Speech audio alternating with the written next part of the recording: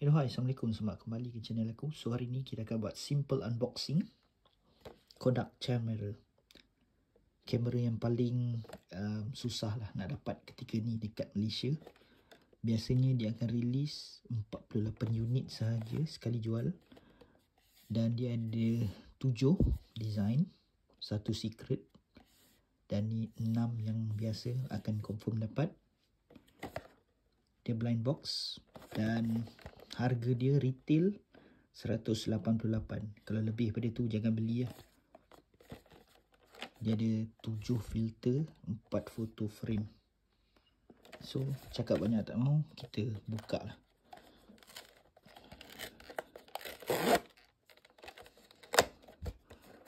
Apa dapat ni?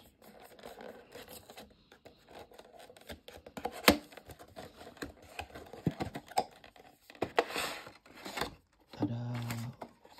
Wah, dapat yang silver. Nice one.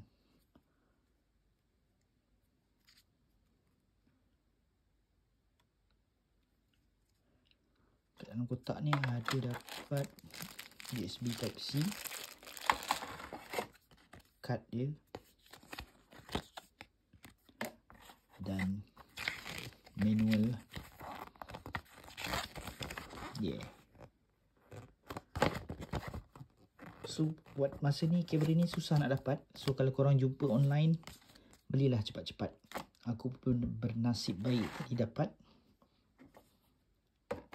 Sekian laporan. Bye bye.